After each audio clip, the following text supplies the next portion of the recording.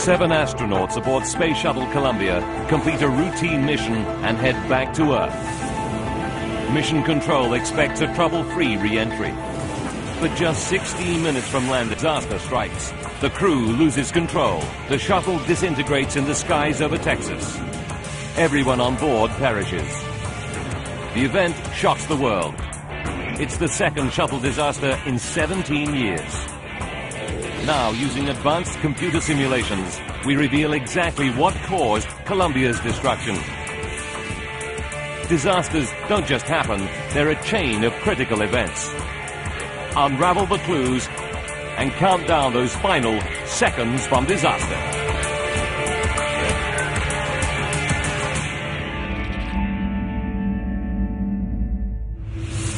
USA, Florida, Kennedy Space Center, January 16th, 2003, 7 a.m. The cream of America's astronaut corps suits up for the launch of Space Shuttle Columbia. Mission STS-107 will be the 113th flight of NASA's shuttle program. Launched in 1981, Columbia was the first shuttle in space and is the oldest in the fleet. This mission will be its 28th, and blastoff is less than 4 hours away. The 7 exceptional men and women selected to take on this huge responsibility are William McCool, renowned athlete and U.S. Navy test pilot. Ilan Ramon, Israeli Air Force colonel. He's the first ever Israeli astronaut. David Brown, Navy flight surgeon and top-class fighter pilot. Mike Anderson, Air Force lieutenant colonel. Kalpala Chalwa, flight instructor and scientist. It's the first trip into space for Laurel Clark. A former Navy commander, she specialized in diving assignments with the U.S. Navy SEALs. She's been married to John for 12 years. They have an 8-year-old son. She applied and she was pregnant with our son. So she goes to the application process, 6 months pregnant. She's huge.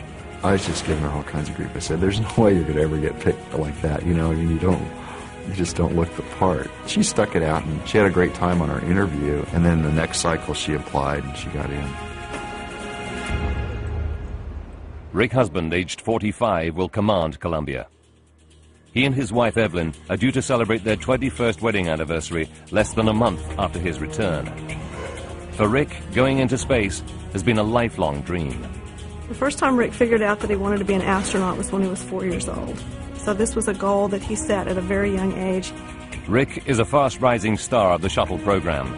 NASA promoted him to commander after his first flight. But he's had a long wait to take up his command. NASA has delayed this mission 13 times. 7:05 a.m. It's over an hour since engineers fueled Columbia for launch. Its orange external tank now contains nearly 2 million liters of liquid hydrogen and oxygen. But before Commander Rick Husband can lead his crew to the launch pad, he must take part in an eccentric NASA tradition. Rick Searforce is a good friend of Rick Husband and a former commander of Columbia. There's a card game, it's a blackjack type card game that the commander has to play with the boss, the head of flight crew operations. And the crew can't go out to the vehicle until the commander loses a hand.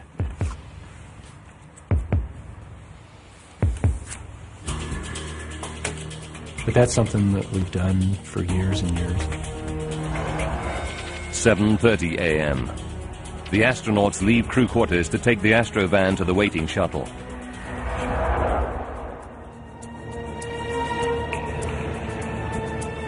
But now, as Commander Rick Husband approaches the launch pad, all thoughts turn to the dangerous job ahead.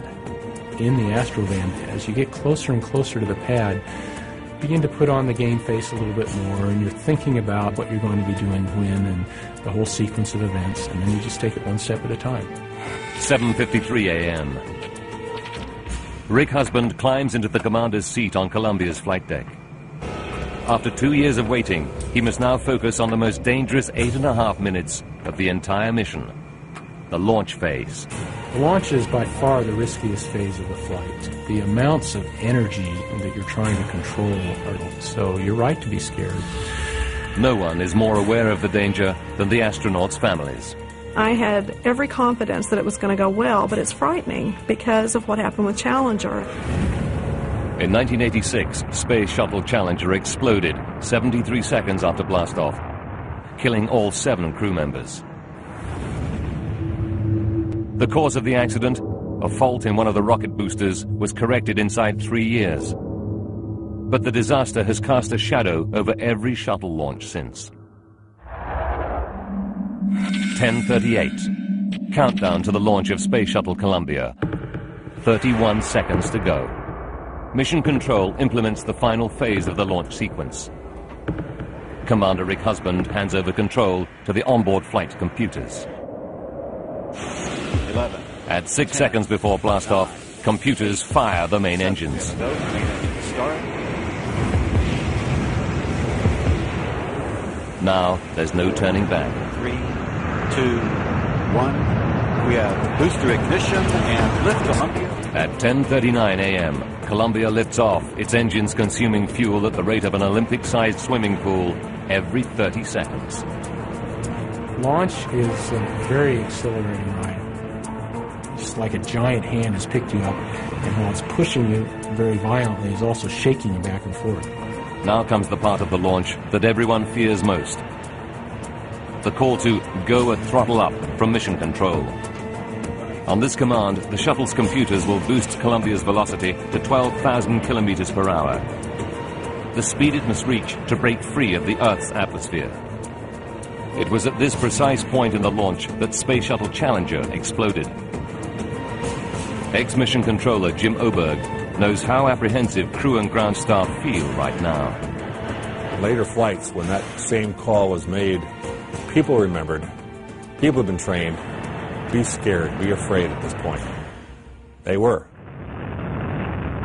Mission Control radios the command to Rick Husband in Columbia. Columbia, Houston, go at throttle up. We copy, go at throttle up.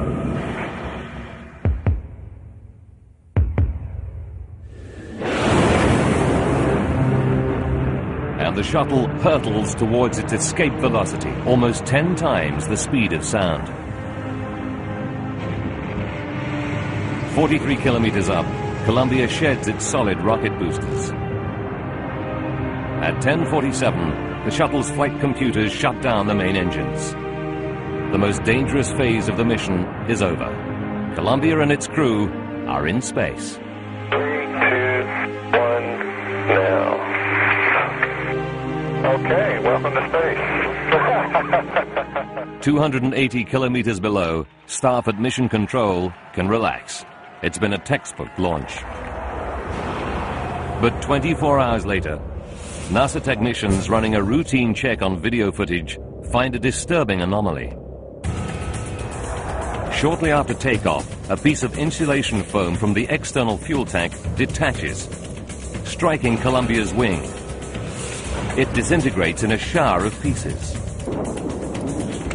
NASA managers assess the potential damage. Could the mission be threatened almost before it's begun? January 17th, 2003. Space Shuttle Columbia hurtles through orbit at a breathtaking speed of 28,000 kilometers per hour. The mission is going perfectly to plan. 6 astronauts, led by Commander Rick Husband, prepare for the mission ahead. But back on Earth, NASA engineers are worried. Video footage from the launch has shown a piece of insulating foam that's detached from the fuel tank and hit the shuttle's wing. They must assess the damage.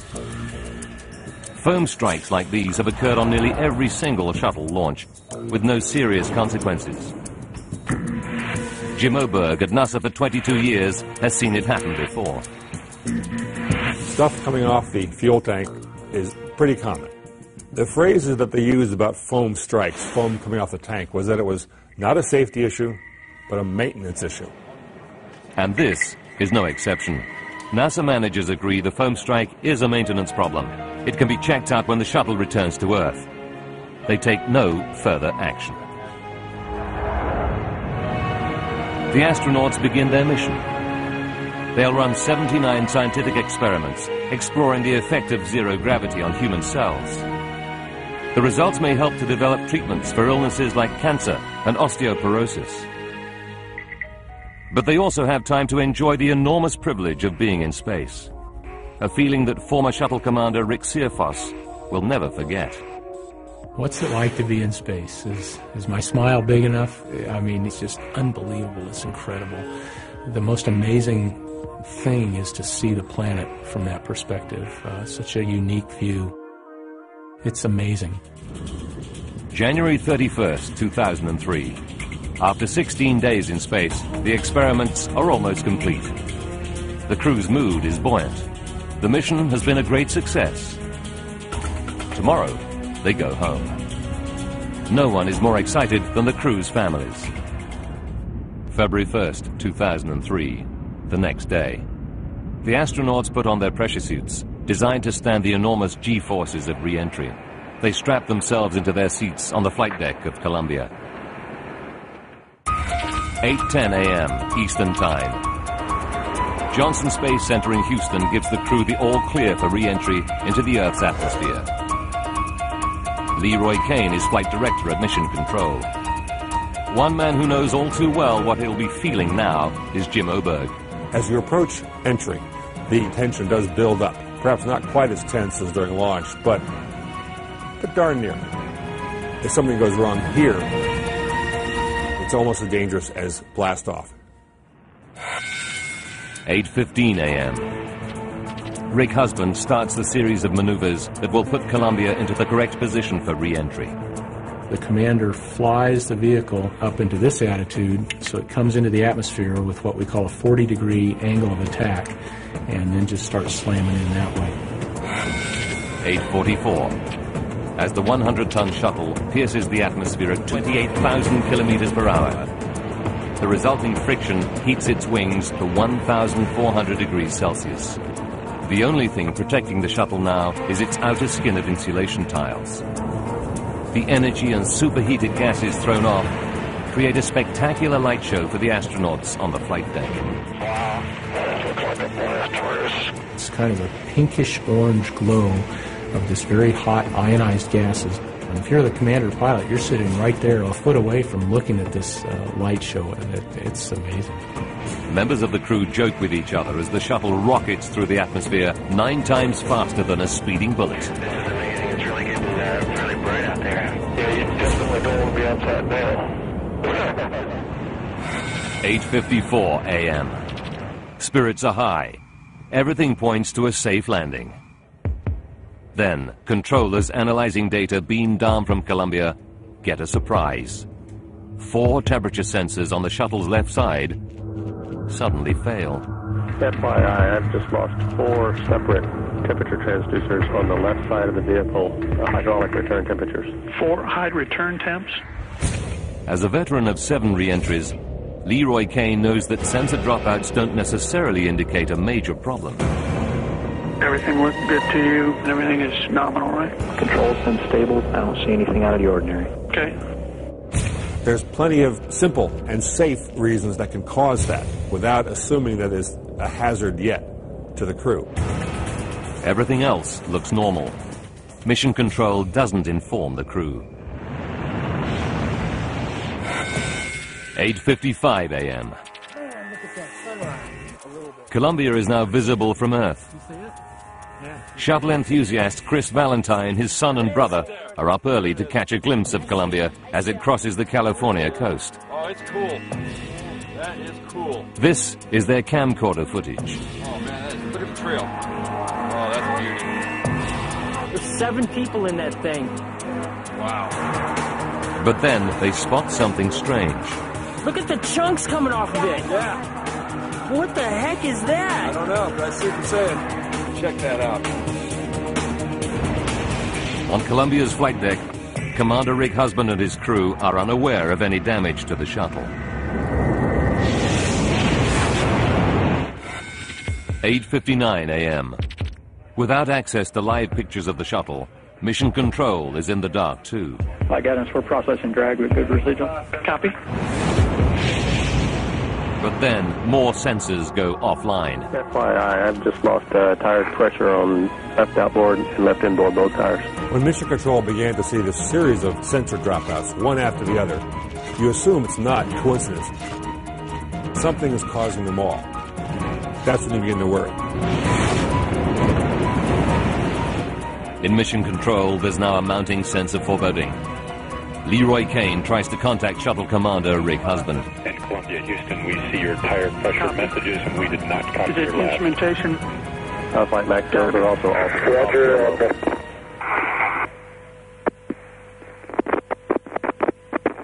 The message breaks off abruptly.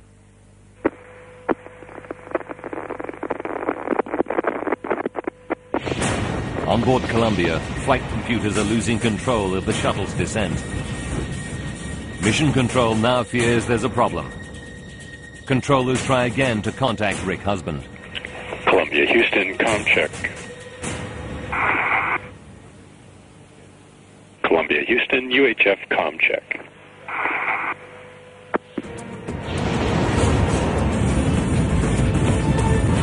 Columbia, Houston, UHF, comm check.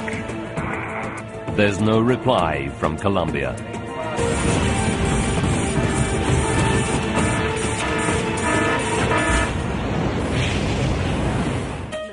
"9 a.m., Cape Kennedy, Florida.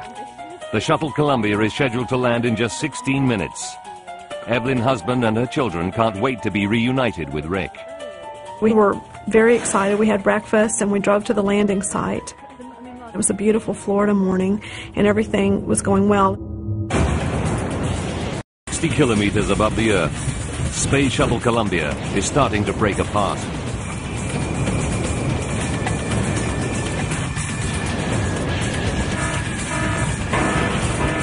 Columbia, Houston, UHF, comm check.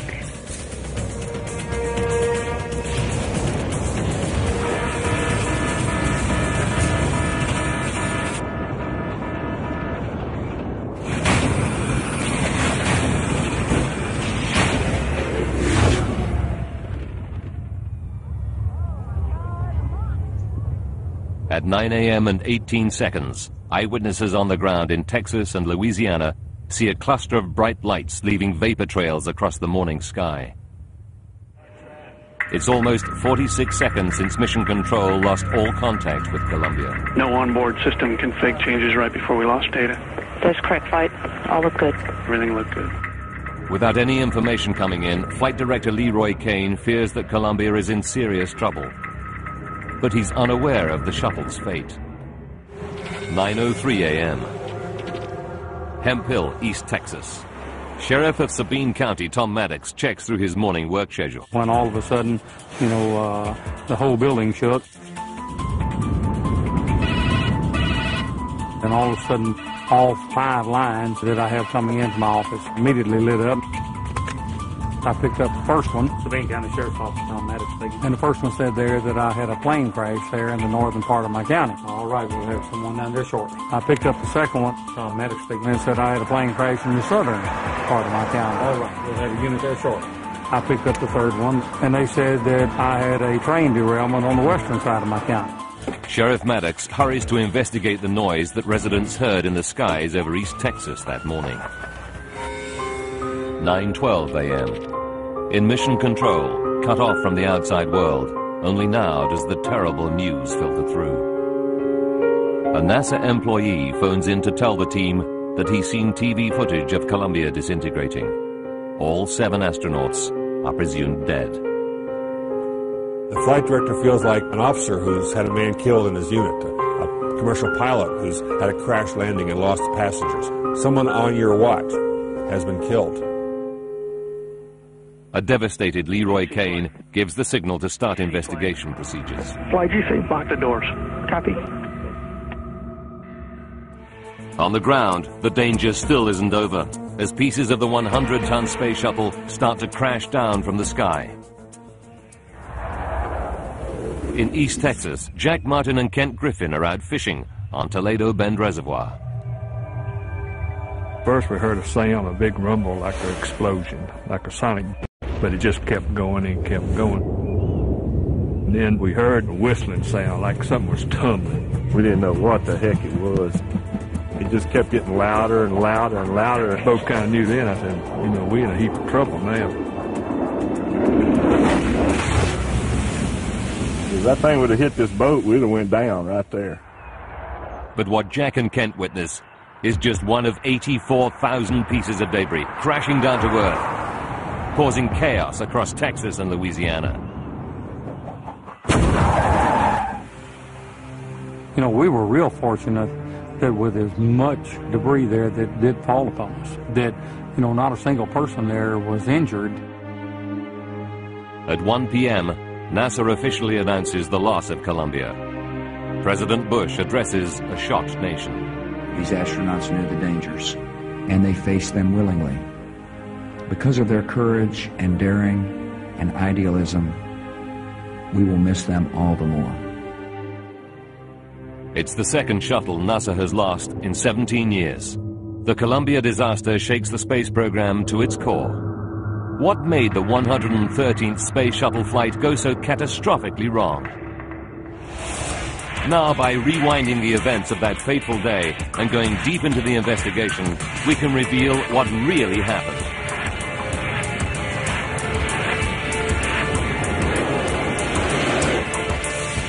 Advanced computer simulation will take us where no camera can go, into the heart of the disaster zone. Leroy Kane triggers the investigation the moment he gives the official command to go to disaster mode. Lock the doors. Copy. Lock the doors means don't speculate, don't communicate. Get down on your console, write down what you've done, what you've seen, what you thought, capture those raw memories so that later on someone else can use them to figure out what really happened. Within 3 hours of the disaster, NASA's deputy administrator asks retired 4-star Navy Admiral Hal Gaiman to head the investigation.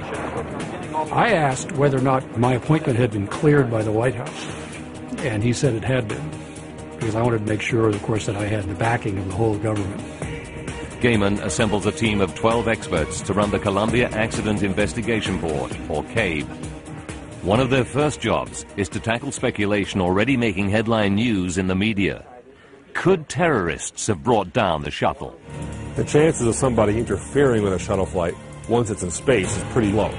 But the chance of interfering with a shuttle when it takes off, that's something that people take very seriously, especially on a flight like this with an Israeli astronaut on board.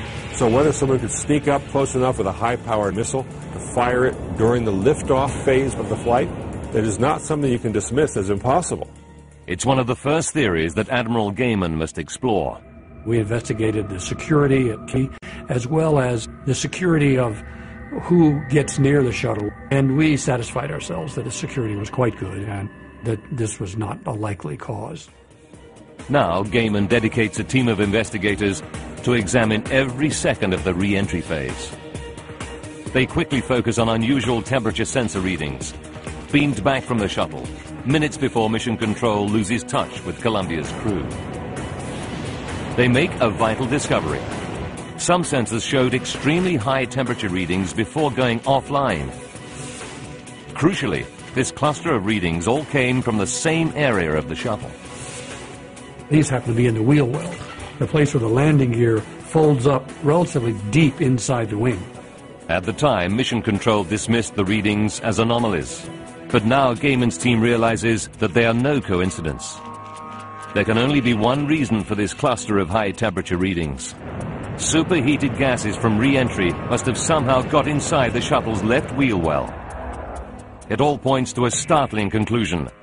There must have been a breach in Columbia's outer skin. This was not a matter of a rivet hole being missing or a little seam or a little piece of insulation being missing. That a lot of heat had gotten into the shuttle's wing. Not a little bit of heat, a lot of heat.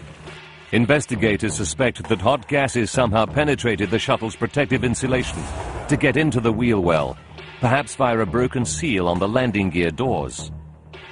But to find out for sure, they need a lot more data. Data that would only have been recorded on board Columbia itself. The flight data recorders aboard shuttles usually record only limited re-entry information, but the recorder that Columbia carried was unique.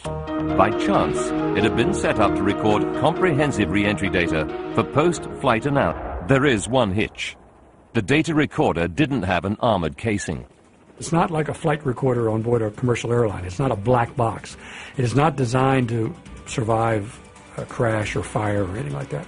But it does record thousands and thousands of onboard events. And we knew it would be very useful if we could find this thing. Investigators are doubtful that the recorder could survive the 60-kilometer fall to Earth. But they know that finding it offers their best chance of discovering what caused Columbia's loss. Investigators coordinate an enormous operation to recover the wreckage of Space Shuttle Columbia. They hope that what they find might shed light on Columbia's disastrous loss. They draft in 25,000 people from all over the United States to search on foot through the vast expanses of land in Texas and Louisiana where the wreckage fell. But after 6 weeks, there's no sign of the data recorder unit anywhere. It's a dead end. Without more information, investigators cannot know for sure if superheated gases penetrated the shuttle during re-entry. Their best chance of solving the mystery is slipping away. Then investigators hit upon a plan. The search is turning up many pieces of Columbia's wreckage. Could they provide a reference point to estimate where an object the size and weight of the data recorder would land? The team uses complex computer software to do the calculations. We calculated where this data recorder ought to be, and it turned out to be an area that had already been searched. The analysis tells them that the box should be here in the area of Hemphill. Investigators send the searchers back in. There's just a chance they missed the box in this swampy, overgrown area. Chauncey Birdtail, a Native American firefighter, flies in from Montana to join the search effort. But after 3 hard weeks, he's ready to give up. It was tough, man. I was getting tired and I was kind of wanting to go back home. I haven't had a find since the first week. I didn't even know what I was doing here anymore, fighting off the briars. After weeks of searching, the hunt for the data recorder looks like another dead end. While I was coming out of the thick, I could see a clear area. Then it hits me. It was laying there like something thrown away somebody didn't want. I ran up to it and I seen that tape fluttering in the breeze. I got a find. Somebody mentioned, yeah, that's the black box. So I was pretty confident it was a good find. Incredibly, the data recorder appears to be totally intact, despite falling 60 kilometers with no protective casing. They found it, lying right out in the open, undamaged. Just a miracle. It's a godsend to the investigation. The recorder's undamaged magnetic tape contains data recorded from 800 different sensors.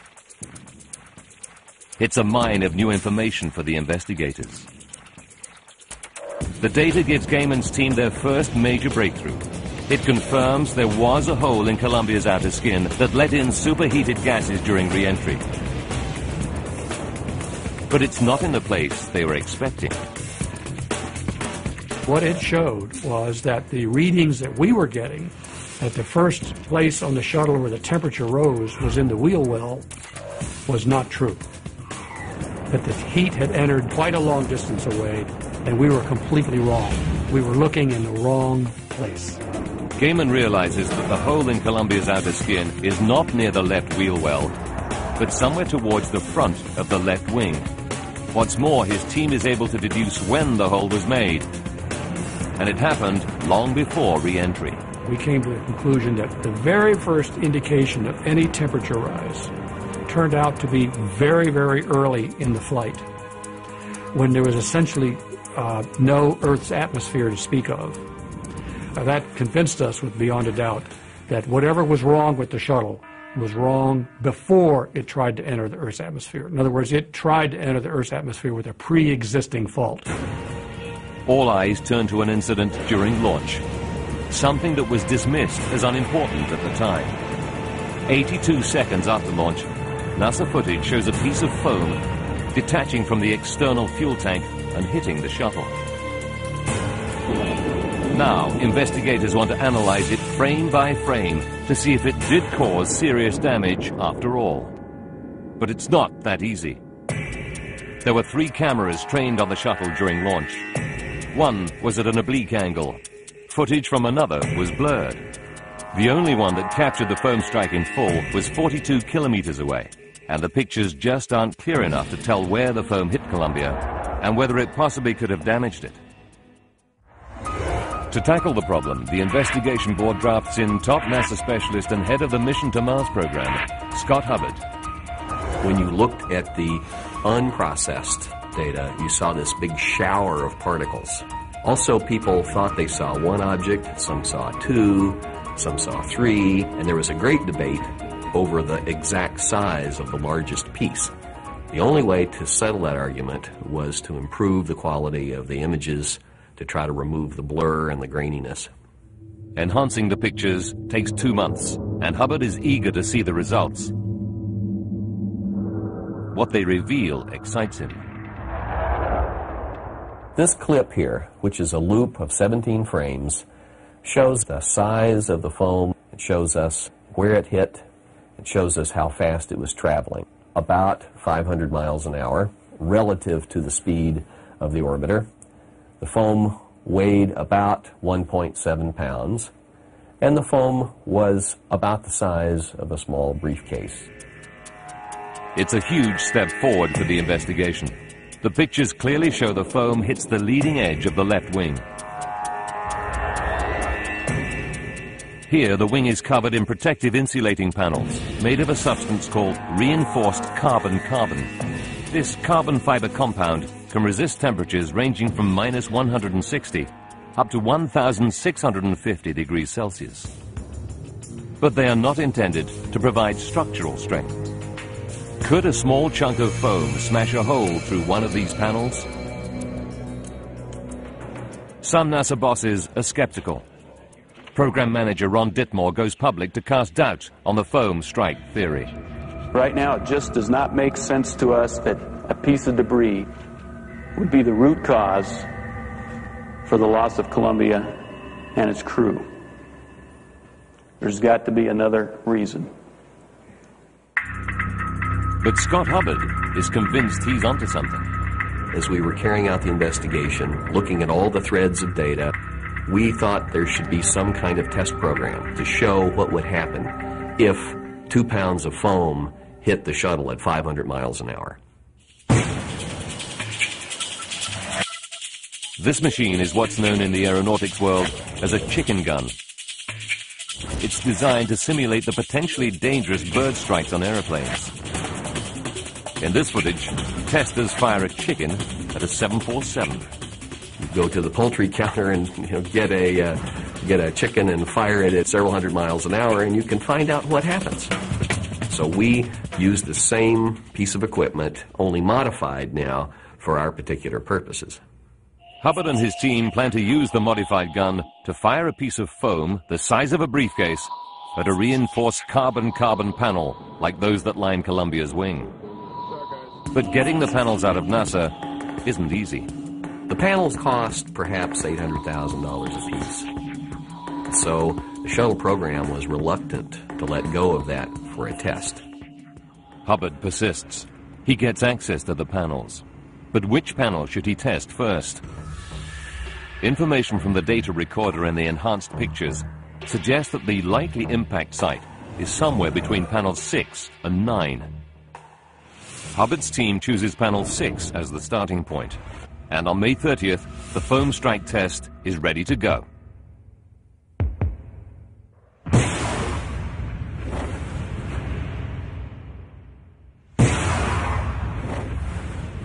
The impact looks dramatic, but leaves only minor cracks in the reinforced carbon-carbon panel 6. Not the major breach that would have downed Columbia. Some NASA employees declare the foam strike theory dead in the water. That type of comment told me that it was really, really important to conduct an exact test so that we would show experimentally the connection between the foam and the accident, so that the engineering staff would understand that, not only in their head, but in their heart. Then 3 weeks later, the team analyzing the readings on the data recorder get a major boost. The pattern of sensor burnouts enables them to pinpoint the exact passage of heat through the wing. It shows beyond doubt that the hole must have occurred in panel 8. Now Hubbard can make his experiment truly accurate. Hubbard begs a number 8 panel from NASA. On July 7th, he sets up the gun to fire the foam block at the right angle. If the foam doesn't make a hole, the investigation into Columbia's loss will be back to square one. There's a lot riding on this test. The Panel 8 test was, for me, a very emotional moment. I will never forget that day. There was a sense in the air of finding out the cause of a mystery and ultimately finding out why 7 people died.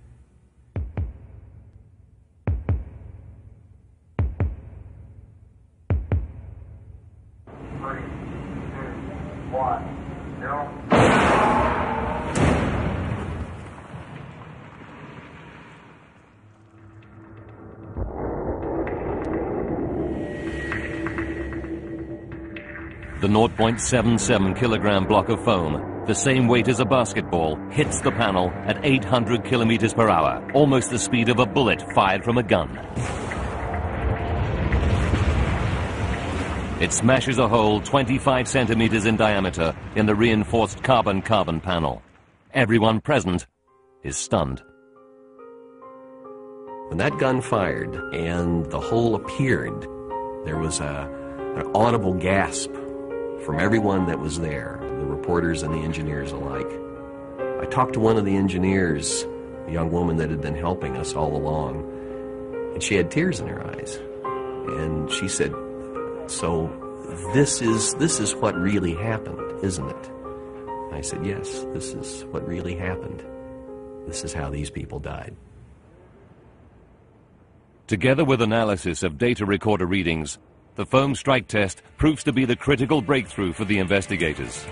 Now they can start to piece together the chain of events that left Space Shuttle Columbia seconds from disaster.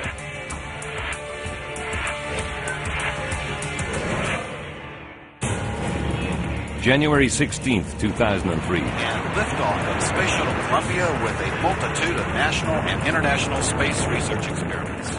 Investigators now know that during launch, a piece of foam no bigger than a briefcase breaks off from the fuel tank. It crashes into the wing and blasts a hole around 25 centimeters in diameter. February 1st, 2003. 50 minutes to disaster. Mission Control gives the Columbia crew the go-ahead for re-entry. What nobody knows is that the outer skin designed to protect them from the fearsome heat has a fatal breach.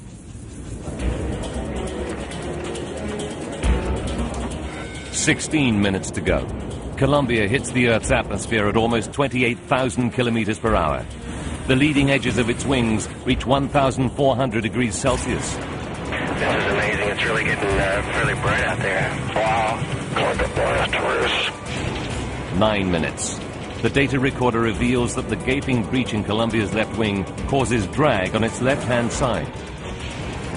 Superheated gases penetrate the wing at 4,400 degrees Celsius. Heat sensors in and around the area show extreme temperature spikes. 6 minutes left. Now temperature sensors start to go offline as superheated gases burn them out. Mission Control assume it's an instrument malfunction. Then eyewitnesses on the ground see parts of Columbia's outer skin flying off. Look at the off of it. Yeah. What the heck is that? 2 minutes. The extreme temperatures start to melt the left wing's internal structure. As Columbia crosses into Texas, Commander Rick Husband's home state. Mission Control contacts him about the sensor failures. His final response is cut short, as all systems break down aboard Columbia. The melting wing makes the shuttle fatally unstable. It starts to yaw from side to side. As it gets worse, the shuttle begins to break up. Rick was a pilot, and pilots have an uncanny ability to compartmentalize. In those final moments, he was wanting to bring the shuttle safely down. I know in those final moments that he was very focused and very attentive and trying to figure out exactly what he could do to fix the problem and make it right. But Commander Rick Husband is powerless to save his severely damaged craft. Space Shuttle Columbia disintegrates in the skies above Texas. All 7 crew members die. This photo was taken on landing day, and it's a very important picture to me because I did not get it back until several weeks after Rick died. I noticed looking at this photograph that there's only 11 minutes left on the clock until they're scheduled to land. And so by this particular moment, Rick was probably already dead. And I look at this picture, and it's the last photograph ever taken of the 3 of us before we knew the new life that we were setting on. What destroyed Columbia actually happened during launch.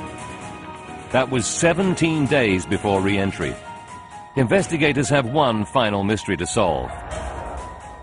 Why didn't NASA know that Columbia was flying with a gaping hole in its wing? Investigators want answers to a final crucial mystery.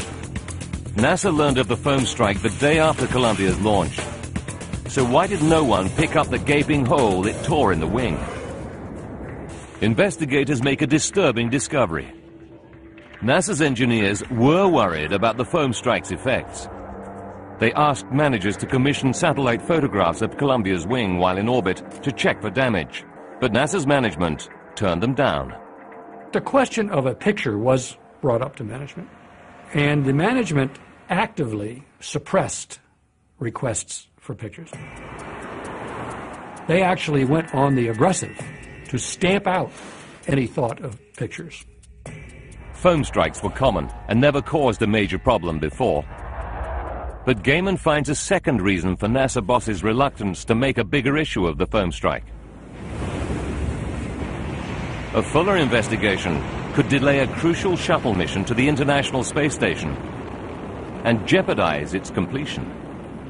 Congress had decreed that if you don't finish the International Space Station on time, we're going to cut the money and finish the program. The power of schedule and cost was so oppressive that the poor person way in the back of the room who said, yeah, but there might be a hole in this shuttle wing, didn't have any influence and couldn't get heard. These startling revelations pose a new question for the investigators. If satellite photos had shown up the dangerous hole in Columbia's wing, was there any way that NASA could save its crew? If you had done a crash program with another orbiter and carried out a series of very risky spacewalks, theoretically, the crew could have been rescued. Such a mission would involve launching a second shuttle to dock with Columbia and evacuating the 7 astronauts. Not an easy task. It would have been a very, very risky proposition to save the crew. But if we had known something was wrong with the shuttle, we would have done something. We wouldn't have just sat here for 10 days and done nothing about it. We would have done something. It's a shocking discovery for the families of the astronauts. I was convinced that it was just an accident, that there had been no way to prevent it. And the report was very disturbing to me. It became alarmingly clear that there could have been things done, and I found that very difficult to deal with. I would say that there were several people who made gravely erroneous judgments, and those errors contributed to this event. When you do an analysis of an accident, you've got to look at the human errors and judgment that were made and try to rectify those. That is my hope and dream for human spaceflight. The Columbia Accident Investigation Report came out on August 26, 2003. It was highly critical, but it also outlined a plan of action to get the shuttle program safely back on track. We were definitive in our report, in which we said, essentially, you got to fix the foam before you can fly again. But we also said, your management system is not safe to run this program. You have to change your management system. In a press conference, NASA Administrator Sean O'Keefe accepts the report findings unconditionally. We get it. Clearly got the point. What we need to do is to examine those cultural procedures, those systems, the way we do business to improve safety objectives as well as the larger task of exploring and discovering on behalf of the American people. NASA overhauls its management structure to actively encourage employees at all levels to voice any safety concerns. It improves video coverage of launches and orders satellite photos to be taken of all shuttles whilst in orbit. And NASA engineers eliminate the most vulnerable section of foam cladding to ensure that large pieces cannot detach during future launches. Today, the families of the astronauts take comfort from the fact that their loved ones got to achieve their life's ambition. My wife was an ordinary woman who did extraordinary things. She was just bubbling with excitement. You could see it every picture she had, what I call a kind of Cheshire cat grin from ear to ear. She was just smiling because she's doing something that she's trained her whole life for. Rick very much would have wanted to see the space program continue. Rick would have thought it was the most glorious thing to get to go to the moon or even to get to go to Mars. That's what put the fire in his belly to begin with to become an astronaut. So he would not want to see the space program fail as a result of this, but he would certainly want to see NASA learn. The Columbia disaster was a major crisis for NASA, but the Space Shuttle program is now back on track. It continues in the memory of the fearless crew of Columbia and of other astronauts who gave their lives in pursuit of human discovery and exploration.